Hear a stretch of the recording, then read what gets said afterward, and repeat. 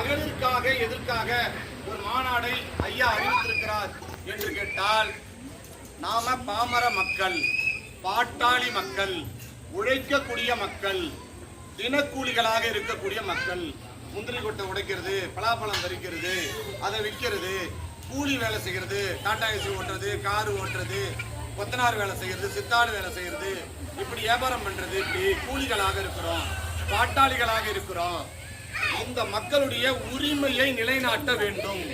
நமக்கு என்ன உரிமை இல்லை அப்படின்னா, மாணவர்களுக்கு கல்வி, அதாவது உயர்கல்வி, 1ஆவதுல இருந்து 12ஆவது வரைக்கும் நம்மளால ஈஸியா படிச்சிட முடியுது இலகுவா. ஆனா உயர்கல்விக்கு நம்மளால போக முடியல, பெரிய பெரிய படிப்புக்கு போக முடியல. யாரோ ஒருத்தவங்க டாக்டர் ஆகுறாங்க, எம்பிபிஎஸ் படிச்சு முடிக்கிறாங்க, யாரோ ஒருத்தவங்க கலெக்டர் ஆகுறாங்க, ஐஏஎஸ் முடிக்கிறாங்க, யாரோ ஒருத்தவங்க போலீஸ் ஆகுறாங்க, ஐபிஎஸ் முடிக்கிறாங்க. ஆனா பெரும்பாலுமான மக்களால் எதுவும் படிக்க முடியல. சாதாரண மக்களாக நம்ம வாழ்ந்து கொண்டிருக்கிறோம். சரி, படிச்சு முடிச்சுட்டா என்ன பண்ணணும்? வேலைக்கு போகணும். அரசாங்கம் நமக்கு வேலை கொடுக்கணும், வேலை வாய்ப்பை உருவாக்கி கொடுக்கணும். நம்ம வீட்டுல இருக்கக்கூடிய அண்டா குண்டா எல்லாத்தையும் அடமானம் வச்சு, அம்மா தாலிய கூட மூக்குத்திய கூட தோடையும் சேர்த்து கூட அடமானம் வச்சு எம்ஏ பிஏ எம்பில் படிச்சுட்டோம். ஆனா இந்த வெட்டிப்பை ஆட்சியில வேலை ஒண்ணும் கிடைக்கல. இத மருத்துவர் ஐயா பாக்குறாரு. இந்த சமூகத்திற்கு படிப்பை கொடுக்கணும், வேலையை கொடுக்கணும், வேலைக்கு போனா சம்பாதிப்போம். சம்பாதிச்ச பணம் முழுசா ஒரு தாயிட்ட வரணும், இல்ல மனைவிட்ட வந்து சேரணும், ஆண்கள் கொண்டு வந்து வீட்டுல கொடுக்கணும்.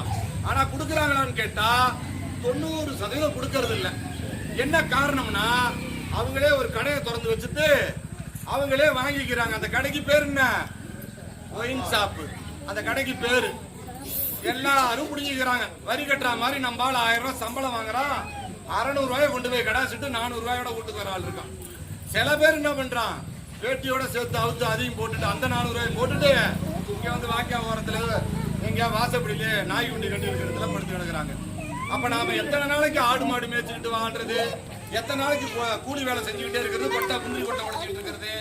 அப்ப நம்மளுடைய நிலைமை மாறணும்னா நமக்கு வேலை வேணும், அது அரசாங்க வேலை வேணும் அப்படின்னு அரசு கிட்ட கோரிக்கை வைக்கிறார் மருத்துவர் ஐயா. நீங்க அதுக்கு என்ன பண்ணணும் அப்படின்னு கேட்டா, சாதி வாரி கணக்கெடுப்பு நடத்தணும்.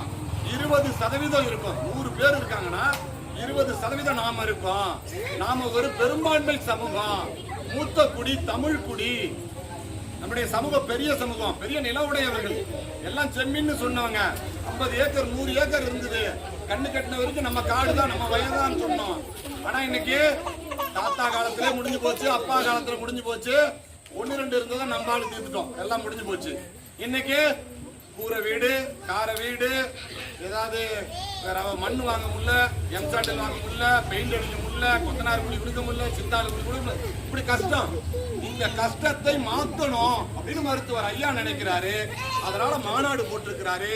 நம்ம புள்ள படிக்கிறதுக்காக மாநாடு, நம்ம இளைஞர்கள் வேலைக்கு போறதுக்கான மாநாடு, மதுவை ஒழிப்பதற்கான மாநாடு, சாதி ஒழிப்பு நடத்துறதுக்கான மாநாடு. இந்த மாநாடு சமத்துவ மாநாடு, எல்லாத்துக்குமாக மாநாடு. இதுல நமக்கு வன்னியர்களுக்கு மட்டும்தான் இடஒதுக்கீடானா? இல்ல, பிற ஜாதிகளுக்கும் இடஒதுக்கீடு இருக்கு. அப்படி பார்த்த தலைவர் மருத்துவர் ஐயா மட்டும்தான். எல்லாருக்கும் சமூக நீதி, பின்தங்கிய மக்கள் எல்லாருக்கும். ஆனா தான் பிறந்த சமூக மக்கள் முன்னேறணும்னு நினைக்கிறார். எல்லாரும் வாழட்டும், எளியவர்கள் வாழட்டும், ஆனா பெரும்பான்மை கொண்டவர்கள் ஆளட்டும். பெரும்பான்மை சமூகம் யாரு? நம்ம சமூகம், நம்ம இனம். ஆனா சிறுபான்மை வாழணும், பாதுகாக்கப்படணும்னு சொல்ற தலைவர் மருத்துவர் ஐயா. மருத்துவர் ஐயாவுடைய கனவு நனவாக வேண்டும் என்று சொன்னா, நம்முடைய எண்ணம் ஈடேற வேண்டும் என்று சொன்னால், படிச்சுட்டு வேலைக்கு போகணும்னு சொன்னா மகளிர்கள் திரண்டு வரணும். எங்க? மாநாட்டு எல்லாரும் வரணும். எந்த இடம்? பூம்புகார். பூம்புகார் கண்ணகி பிறந்த ஊரு. கண்ணகி என்ன செஞ்சாங்க? தான் கணவனை திருடன்னு சொல்லி கொலை பண்ண மன்னனை எதிர்த்து அங்க போய் போராடி அதுல ஜெயிச்சு அந்த மன்னரை வீழ்த்தினாங்க கண்ணகி. ஒரே ஒருத்தவங்க தான், ஒற்றை பெண்மணி. ஆனா நாம என்ன செய்ய போறோம்?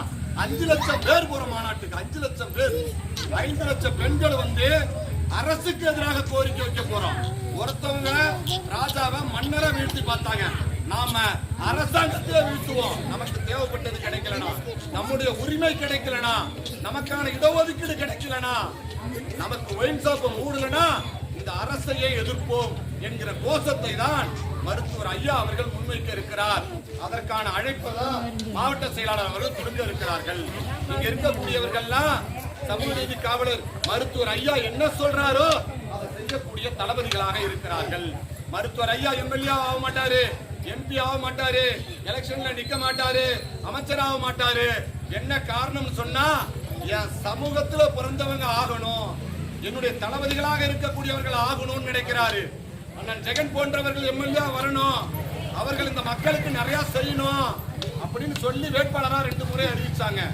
ஏதோ நமது போன காலம், ஒற்றுமை இல்லாத காலம், இந்த ஒயின் ஷாப்பு குடி கொஞ்சம் பேர் ஏதோ குடிச்சிட்டு ஒரு 900 ஓட்டு அல்ப